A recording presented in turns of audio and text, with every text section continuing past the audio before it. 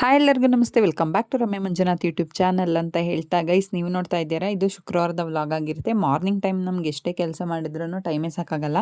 ಶುಕ್ರವಾರ ಆಗಿರೋದ್ರಿಂದ ಇವತ್ತು ಕೊನೆ ಆಷಾಢ ಶುಕ್ರವಾರ. ಸೊ ಬೇಗ ಪೂಜೆ ಎಲ್ಲ ಮುಗಿಸಿ ದೇವಸ್ಥಾನಕ್ಕೆ ಹೋಗೋಣ ಅಂತ ಪ್ಲ್ಯಾನ್ ಮಾಡಿದ್ದೆ.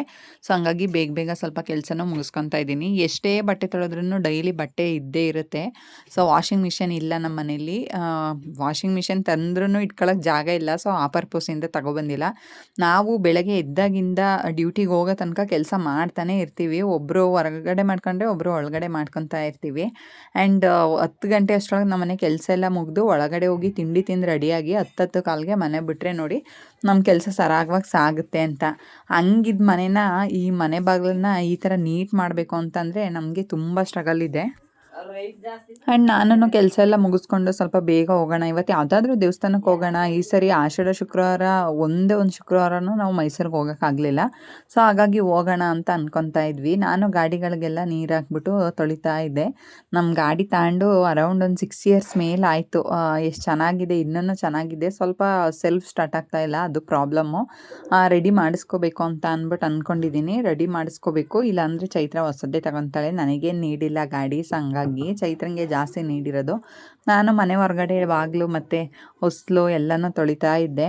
ಒಬ್ಬರಾದ್ಮೇಲೆ ಒಬ್ಬರು ಕೆಲಸಕ್ಕೆ ನಿಂತ್ಕೊಂಡ್ರೆ ಎಷ್ಟೇ ಕೆಲಸ ಮಾಡಿದ್ರೂ ಸಾಗೋದೇ ಇಲ್ಲ. ತುಂಬ ಬ್ಯುಸಿ ಸ್ಕೆಡ್ಯೂಲ್ ಅಂತಲೇ ಅನಿಸುತ್ತೆ. ಮಾರ್ನಿಂಗ್ ಟೈಮು ಯಾರನ್ನು ಹೆಲ್ಪ್ ಮಾಡಲ್ಲ, ಸಪೋರ್ಟ್ ಇರೋಲ್ಲ. ಡೈಲಿ ಬಟ್ಟೆ ವಾಶ್ ಮಾಡಬೇಕು, ಮತ್ತು ಮನೆ ಕೆಲಸ, ಮಕ್ಕಳನ್ನ ರೆಡಿ ಮಾಡೋದು ಒಂದು ಸ್ವಲ್ಪ ಕಷ್ಟ ಅಂತಲೇ ಅನಿಸುತ್ತೆ. ಮಕ್ಕಳು ನೋಡಿ ಏನು ಮಾಡ್ತಾ ಇದ್ದಾರೆ ಅಂತ. ನಾನು ಮೊಬೈಲ್ ಸ್ಟ್ಯಾಂಡ್ ಇಟ್ಬಿಟ್ಟು ಆ ಕಡೆ ಕೆಲಸ ಮಾಡೋ ಕಡೆ ಗಮನ ಹರಿಸಿದ್ದೀನಿ. ನಮ್ಮ ಋಷಿ ಯಾವಾಗಲೂ ಅಷ್ಟೇ ವೀಡಿಯೋ ಕ್ಯಾಪ್ಚರ್ ಆಗಬೇಕಾದ್ರೆ ಬಂದು ಏನೇನೋ ಪೋಸ್ ಕೊಡ್ತಾನೆ. ಇದು ಊರಿಂದ ತಂದಿದ್ದು ಅವ್ರ ಅಜ್ಜಿ ಫೋನು. ಅವ್ರ ಅಜ್ಜಿ ಫೋನಲ್ಲಿ ಅವನು ವ್ಲಾಗ್ ಮಾಡೋಕ್ಕೆ ಸ್ಟಾರ್ಟ್ ಮಾಡಿದ್ದಾನೆ. ಇಟ್ ಮೀನ್ಸ್ ಅದು ಕ್ಯಾಮ್ರಾ ಏನೂ ಇಲ್ಲ, ಬಟ್ ಹಾಗೇ ಇಟ್ಕೊಂಡು ನಗಾಡೋದು, ನನ್ನನ್ನು ಅಣಗಿಸೋದು ಈ ಥರ ಮಾಡ್ತಾ ಇರ್ತಾನೆ. ಅಂಗಡಿಗೆ ಹೋಗಿ ಅಂತ ಹೇಳಿದ್ವಿ. ದಿನ ಮಾರ್ನಿಂಗ್ ಟೈಮು ಅವ್ರು ಎದ್ದ ತಕ್ಷಣ ಸಾಮಾನು ಚೀಟಿ ಬರೆದ್ಬಿಟ್ಟು ಅಂಗಡಿಗೆ ಕಳಿಸ್ತೀವಿ. ಅಂಗಡಿಗೆ ಹೋಗಿ ಅಂತ ಅಂದರೆ ಯಾವಾಗಲೂ ಚೈತ್ರನ ಚಪ್ಪಲಿನೇ ಹಾಕ್ಕೊಂಡಿರ್ತಾನೆ. ಇಷ್ಟಕ್ಕೆ ಮುಗಿಲಿಲ್ಲ ನಮ್ಮ ಕೆಲಸ. ಇನ್ನೂ ಒಂದು ರಾಶಿ ಪಾತ್ರೆಗಳು ಕೂಡ ಉಳಿದಿದ್ವು. ಪಾತ್ರೆ ಎಲ್ಲ ತೊಳೆದಿದ್ದಾದ ನಂತರ ನಮ್ಮ ಪುಟ್ಟು ಬಂದಳು ತಲೆ ಬಾಚ್ಕೊಡಕ್ಕ ಅಂತ ಅಂದ್ಬಿಟ್ಟು. ನನಗೆ ಖಂಡಿತವಾಗ್ಲೂ ಜಡೆ ಹಾಕಕ್ಕೆ ಬರಲ್ಲ. ಮನೆ ಬಾಗಿಲೆಲ್ಲ ತೊಳೆದ್ವಿ. ಆ್ಯಸಿಡ್ ಹಾಕಬೇಕು. ಇದು ಡ್ರೈ ಆದಮೇಲೆ ಸ್ವಲ್ಪ, ಈಗ ಮಳೆಗಾಲ ಅಲ್ವಾ, ಹಾಗಾಗಿ ಪಾಚಿ ಕಟ್ಟೋದು ಜಾಸ್ತಿ ಆಗಿದೆ. ಆ್ಯಂಡ್ ಪಾಪು ತಲೆ ಬಚ್ಕೊಡಿ ಅಂತ ಅಂದರೆ ಯಾರಿಗೂ ಜಡೆ ಹಾಕಕ್ಕೆ ಬರ್ತಿರ್ಲಿಲ್ಲ. ಸೊ ಹಾಗಾಗಿ ನಮ್ಮ ಮನೆ ಪಕ್ಕದ ಮನೆ ಹುಡುಗಿ ಜಡೆ ಹಾಕ್ತಾಯಿದ್ಲು. ಎಷ್ಟು ಚೆನ್ನಾಗಿ ಜಡೆ ಹಾಕ್ತಾಳೆ ಅಂತ ಅಂದರೆ ನಮಗೂ ಕೂಡ ಹಾಕಕ್ಕೆ ಬರಲ್ಲ. ನನಗೇ ಇಷ್ಟು ವರ್ಷ ಆದ್ರೂ ಜಡೆ ಹಾಕಕ್ಕೆ ಬರಲ್ಲ. ಅವಾಗೆಲ್ಲ ಸ್ಕೂಲ್ಗೆ ಹೋಗ್ಬೇಕಾದ್ರೆ ಅಮ್ಮ ಹಾಕ್ಕೊಡ್ತಾಯಿದ್ರು. ಬಟ್ ಹೂವೊಂದು ಕಟ್ತೀನಿ ಅಷ್ಟೇ. ಜಡೆ ನನಗೂ ಹಾಕೊಳ್ಳೋಕ್ಕೆ ಬರಲ್ಲ ಸರಿಯಾಗಿ. ಸೊ ಹಾಗಾಗಿ ನಾನು ಜಾಸ್ತಿ ಜಡೆ ಹಾಕೊಳ್ಳೋಕ್ಕೆ ಹೋಗಲ್ಲ. ನಮ್ಮ ಸುಮಾ ಅಂತೂ ತುಂಬ ಚೆನ್ನಾಗಿ ಜಡೆ ಹಾಕ್ತಾಳೆ. ಯಾವ ಥರ ಬೇಕಾದರೂ ಸ್ಟೈಲ್ನ ಕ್ರಿಯೇಟ್ ಮಾಡ್ತಾಳೆ. ಅಷ್ಟು ಚೆನ್ನಾಗಿ ಜಡೆ ಹಾಕ್ತಾಳೆ. ನಾನು ಪುಟ್ಟುಗೆ ಹೇಳ್ತಾ ಇದ್ದೆ, ನಮ್ಮ ಪುಟ್ಟು ಕೂದಲು ತುಂಬ ಚೆನ್ನಾಗಿದೆ. ಏನು ಗೊತ್ತಾ, ನಾವು ಬಿಫೋರ್ ಮ್ಯಾರೇಜ್ ಎಷ್ಟು ಚೆನ್ನಾಗಿತ್ತು ಕೂದಲು ಅಂದರೆ ಇವಾಗ ತುಂಬ ಹಾಳಾಗಿ ಹೋಗ್ಬಿಟ್ಟಿದೆ. ಇದೆ ಚೆನ್ನಾಗಿ ಎಣಿತೀಯ ಸುಮ್ಮನೆ. ಈ ಜಡೆ ನೋಡಿದಾಗ ನನಗೆ ನೆನಪಾಗಿದೆ ನನ್ನ ಸ್ಕೂಲ್ ಡೇಸು. ಅವಾಗೆಲ್ಲ ನನ್ನ ಕೂದಲು ತುಂಬ ಲೆಂತ್ ಇತ್ತು. ಕಂಪಲ್ಸರಿ ಜಡೆನ ಹಾಕೊಂಡು ಹೋಗಲೇಬೇಕಾಗಿತ್ತು. ನಮ್ಮ ಅಮ್ಮ ಹಾಕ್ಕೊಡೋರು. ನಾವು ನಮ್ಮ ಮಕ್ಳಿಗೆಲ್ಲ ಸ್ನಾನ ಮಾಡಿಸ್ಕೊಂಡು ಕರ್ಕೊಂಬಂದೆ. ನಮ್ಮ ಋಷಿನ ಇನ್ನೂ ಒಳಗೆ ಕರ್ಕೊಂಬರೋದೇ ತಡ ಸ್ಟಾರ್ಟ್ ಮಾಡ್ಕೊಂಬಿಟ್ಟ, ನಾನು ಹೋಗಲ್ಲ ಇವತ್ತು ಸ್ಕೂಲಿಗೆ ಅಂತ. ಇದು 1 ದಿನದ 2 ದಿನದ ಕತೆ ಎಲ್ಲ. ಸತತವಾಗಿ 2 ವರ್ಷದಿಂದ ಇದೇ ಡೈಲಾಗು, ನಾನು ಹೋಗಲ್ಲ ಅಂತ ಅನ್ನೋದೇ.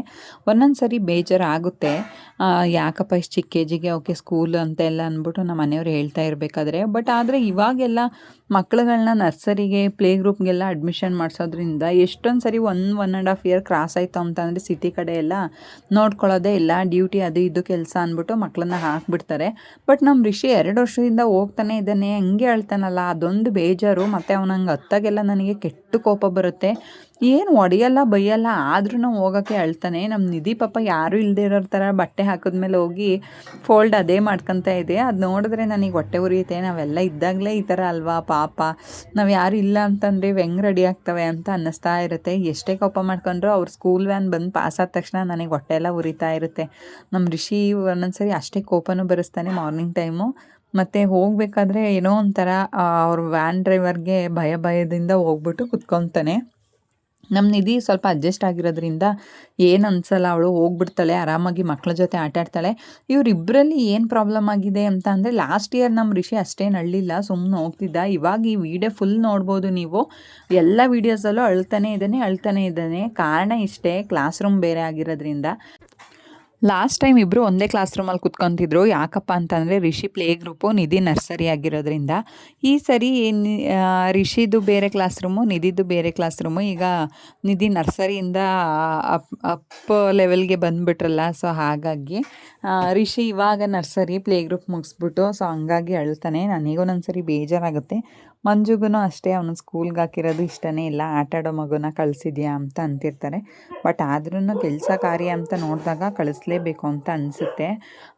ಕೆಲವೊಬ್ಬರು ಒಂದೊಂಥರ ನಮ್ಮ ಸಂದರ್ಭಗಳನ್ನ ಉಪಯೋಗಿಸ್ಕೊಂಡು ಏನಾದರೂ ತಂದಾಕಕ್ಕೆ ನೋಡ್ತಿರ್ತಾರೆ. ಆ ಥರ ಕೆಲಸಗಳನ್ನ ಮಾಡೋಕ್ಕೆ ಹೋಗ್ಬಿಡಿ. ಇನ್ ಕೇಸ್ ಯಾರಾದರೂ ನನ್ನ ವ್ಲಾಗ್ ನೋಡ್ತಿದ್ರೆ ಈ ಮಾತನ್ನ ಯಾರಿಗೆ ಹೇಳ್ತಾ ಇದ್ದೀನಿ ಅನ್ನೋದು ತುಂಬ ಚೆನ್ನಾಗಿ ಅರ್ಥ ಆಗುತ್ತೆ. ಇದು ಹೊರಗ್ನವ್ರಿಗೆ ಯಾರಿಗೂ ಹೇಳ್ತಾ ಇಲ್ಲ, ನಾನು ನಮ್ಮನೆ ಒಳಗೆ ಇರೋ ಅಂಥವ್ರಿಗೇ ಹೇಳ್ತಾ ಇದ್ದೀನಿ. ಯಾಕೆ ಅಂತಂದರೆ ಏನೋ ಸ್ಮಾಲ್ ಮಿಸ್ಟೇಕ್ಸ್ ಆಯಿತು ಅಂದ ತಕ್ಷಣ ಅವ್ರ ಮಧ್ಯೆ ತಂದಾಕೋದು ಅಥವಾ ಎತ್ಕಟ್ಟೋದು ಈ ಥರ ಕೆಲಸಗಳನ್ನೇ ಜಾಸ್ತಿ ಮಾಡ್ತಾರೆ. ಯಾಕೆ ಮಾಡ್ತಾರೆ ಅಂತಲೇ ಗೊತ್ತಾಗಲ್ಲ. ಫಸ್ಟ್ ಆಫ್ ಆಲ್ ನಾನು ಅದಕ್ಕೆಲ್ಲ ತಲೆ ಕೆಡಿಸ್ಕೊಳ್ಳಲ್ಲ, ಯಾರ ಮೇಲೂ ಟೂ ಮಚ್ ಡಿಪೆಂಡ್ ಅಪಾನ್ ಕೂಡ ಆಗಿಲ್ಲ. ನನ್ನ ಡ್ರೆಸ್ಗಳನ್ನ ಐರನ್ ಮಾಡಾಯಿತು. ಚೈತ್ರ ಹಾಗೆ ಕಾಫಿ ಇಡ್ತಾ ಇದ್ಲಲ್ವ, ಅವಳ ಡ್ರೆಸ್ನ ಐರನ್ ಮಾಡಿಕೊಡಿ ಅಕ್ಕ ಅಂತ ಅಂದ್ಬಿಟ್ಟು ಕೊಟ್ಲು. ಇಬ್ರದ್ದು ಒಟ್ಟಿಗೆ ಡ್ರೆಸ್ ಐರನ್ ಮಾಡಿ ರಿಷಿಗೆ ಹೇಳ್ತಾ ಇದ್ದೆ, ಹೋಗು ಮಗನೆ ಅಂತಂದ್ರು ಹೋಗ್ತಾನೆ ಇರಲಿಲ್ಲ. ತಿಂಡಿ ಎಲ್ಲ ತಿನ್ಸಾಯ್ತು. ಇವತ್ತು ಸ್ವಲ್ಪ ಬೇಗ ಎದ್ದಿದ್ದರಿಂದ ವ್ಯಾನ್ ಕೂಡ ಬಂತು. ವ್ಯಾನ್ ಬಂದಿದ ತಕ್ಷಣ ನನ್ನ ಮಗ ಭಯದಲ್ಲೇ ಸ್ಟಾರ್ಟ್ ಮಾಡ್ದೆ ಅಳಕ್ಕೆ. ಅವ್ರು ವ್ಯಾನ್ ಅವರು ಹೆದರಿಸ್ತಾ ಇರ್ತಾರೆ, ಬರಲ್ವಾ ನೀನು ಹಾಗೆ ಹೀಗೆ ಅಂತ ಅಂದ್ಬಿಟ್ಟು ಸ್ವಲ್ಪ ಭಯ ಕೂಡ ಪಡ್ಕೊತಿರ್ತಾನೆ ಅವಾಗವಾಗ. ನಮ್ಮ ರಿಷಿ ಸ್ಕೂಲಿಗೆ ಜಾಯ್ನ್ ಆಗಿ ಇಷ್ಟು ವರ್ಷ ಆಯಿತು. ನಾನು ಮಂಜು ರಿಷಿ 3 ಜನ ಒಂದು ಕಡೆ ಅಂತೂ ಇಲ್ಲ. ಯಾವಾಗಲೂ ಅಪರೂಪಕ್ಕೊಂದ್ಸರಿ ಬರ್ತಾರೆ, ಅವ್ರು ಬಂದಾಗ ರಜಾ ಹಾಕ್ತೀವಿ, ಊರಿಗೆ ಹೋಗ್ತೀವಿ. ಅದರ್ವೈಸ್ ರಿಷಿಗೆ ವ್ಯಾನ್ ಹತ್ಸೋದು, ರಿಷಿ ರೆಡಿ ಮಾಡೋದು, ತಿಂಡಿ ಮಾಡಿಸೋದು ಇದು ಯಾವುದೂ ಇಲ್ಲ. ನಾನು ಎದ್ದ ತಕ್ಷಣವೇ ಮನೆಯೆಲ್ಲ ಕ್ಲೀನ್ ಮಾಡಿ, ಹೊರಗಡೆ ಎಲ್ಲ ಕ್ಲೀನ್ ಮಾಡಿದ್ನಲ್ವ, ಸ್ವಲ್ಪ ಲೇಟ್ ಆಗಿಬಿಡ್ತು ಡ್ಯೂಟಿಗೆ ಅಂತ ಅಂದ್ಬಿಟ್ಟು ದೀಪನ ಅರ್ಜೆಂಟಲ್ಲಿ ಹಚ್ಕೊತಾ ಇದ್ದೆ. ಯಾಕೆ ಅಂತಂದರೆ ಅಕ್ಕ ಬಂದು ವೆಯ್ಟ್ ಮಾಡ್ತಾಯಿದ್ಲು ಡ್ಯೂಟಿ ಕರ್ಕೊಂಡು ಹೋಗೋಕ್ಕೆ ಅವಳ ಗಾಡೀಲಿ, ಇಲ್ಲ ಅಂದರೆ ನಡ್ಕೊಂಡು ಹೋಗಬೇಕಿತ್ತು. ಸೊ ಹಂಗಾಗಿ ಚೈತ್ರನ ಇವತ್ತು ನಾನು ಬೇಗ ಕಳಿಸ್ಬಿಟ್ಟೆ. ಹೋಗ್ಬಿಡು, ನನಗೆ ವೆಯ್ಟ್ ಮಾಡ್ತಾ ಕೂತ್ಕೊಂಡ್ರೆ ನಿನಗೂ ಲೇಟ್ ಆಗುತ್ತೆ ಅಂತ ಅಂದ್ಬಿಟ್ಟು. ಏನೋ ಒಂಥರ ಮುಂಚೆ ಎಲ್ಲ ದೇವ್ರ ಮೊರೆನೇ ಹೋಗಿರಲಿಲ್ಲ, ಏನೋ ಅಯ್ಯೋ ಲೇಸಿನೆಸ್ ಅಂತ ಅನಿಸೋದು. ಬಟ್ ಈಗ ಯಾರು ನನಗೆ ನಾನು ನಮ್ಮವರೇ ನನಗೆ ಹರ್ಟ್ ಮಾಡೋಕ್ಕೆ ನಿಂತ್ಕೊಂಡ್ರೆ ಅವಾಗಿಂದ ಏನೋ ಒಂಥರ ಯಾರ ಮೇಲೂ ಇಲ್ಲದೇ ಇರೋ ಅಂಥ ನಂಬಿಕೆ ದೇವ್ರ ಮೇಲೆ ಬಂದುಬಿಟ್ಟಿದೆ. ಎಲ್ಲರಿಗೂ ಹೇಳೋದಿಷ್ಟೇ, ಯಾರ ಮೇಲೂ ಟೂ ಮಚ್ ಡಿಪೆಂಡ್ ಆಗಬೇಡಿ.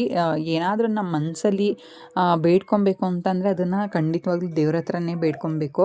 ಮತ್ತು ಹೇಳಿದ್ನಲ್ಲ ಆವಾಗಲೇ ಪೂಜೆಗೆ ಹೋಗೋಣ ಅಂತ ಅಂದ್ಕೊಂಡಿದ್ವಿ ಅಂತ. ನಮ್ಮ ಹೊಳೆನರಸೀಪುರದಲ್ಲಿ ಕಿಕ್ಕೇರಮ್ಮನ ದೇವಸ್ಥಾನ ಅಂತ ಇದೆ, ಅಲ್ಲಿ ಆಷಾಢ ಶುಕ್ರವಾರ ಆಗಿರೋದ್ರಿಂದ ತಾಯಿಗೆ ಪೂಜೆ ಇಟ್ಟಿದ್ರು ಮತ್ತು ಅನ್ನದಾನ ಕೂಡ ಇಟ್ಟಿದ್ರು.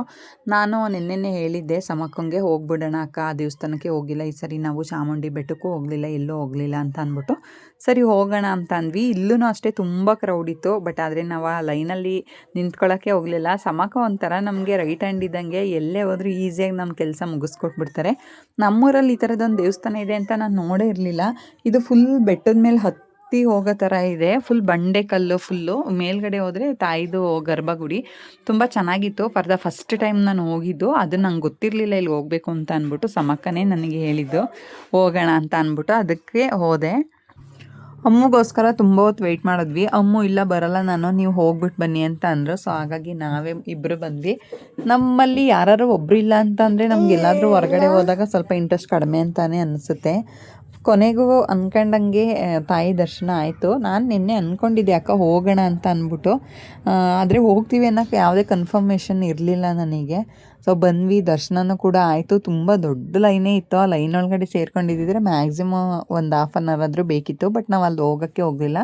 ಸೀದಾ ಅಲ್ಲೋಗಿ ಕೆಳಗಡೆನೇ ದರ್ಶನ ಮಾಡಿಕೊಂಡು ದೇವ್ರ ಉತ್ಸವ ಮಾಡಿ ಕೆಳಗಡೆನೇ ಇಟ್ಟಿದ್ರು. ಅಲ್ಲಿಂದ ಬಂದೆ. ಅಮ್ಮನ್ನ ಕರ್ಕೊಂಡು ಹೋಗಿರ್ಲಿಲ್ವಲ್ಲ, ಸೊ ನೋಡ್ಬೇಕು ಅನ್ನಿಸ್ತು. ಬಂದು ಅಮ್ಮು ಏನಾದರೂ ಕೊಡಿಸು ಅಂತ ಅಂದ್ಲು. ಸೊ ಹಾಗಾಗಿ ಅವಳಿಗೆ ಇಷ್ಟಪಟ್ಟಿರೋಂಥ ಚಂಪಾಕಲಿನ ಕೊಡಿಸಿ ಅವಳ ಜೊತೆ ನಾನು ಕೂಡ ತಿಂದು ಸ್ವಲ್ಪ ಹೊತ್ತು ಟೈಮ್ ಸ್ಪೆಂಡ್ ಮಾಡಿ ಮನೆಗೆ ಬರೋ ಅಂಥ ಮೂಮೆಂಟಲ್ಲಿ ಹಾಗೆ ಮಾತಾಡ್ಕೊಂಡು ಕೂತಿದ್ವಿ. ನಾ ಹೆಂಗೆ ಅಂತಂದರೆ ಒಂದಿನ ಒಬ್ರನ್ನೊಬ್ರು ನೋಡಿಲ್ಲ ಅಂತಂದರೆ ಆ ದಿನ ಕಂಪ್ಲೀಟೇ ಆಗಲ್ಲ ಅಂತ ಹೇಳ್ತಾ, ಯಾರೆಲ್ಲ ನನ್ನ ಚಾನಲ್ಗೆ ಸಬ್ಸ್ಕ್ರೈಬ್ ಆಗಿಲ್ಲ ದಯವಿಟ್ಟು ಸಬ್ಸ್ಕ್ರೈಬ್ ಆಗಿ. ಈ ವಿಡಿಯೋ ಇಷ್ಟ ಆದರೆ ಲೈಕ್ ಮಾಡಿ, ಶೇರ್ ಮಾಡಿ, ಕಮೆಂಟ್ ಮಾಡಿ. Keep watching Ramya Manjunath YouTube channel. Love you all, take care, bye bye.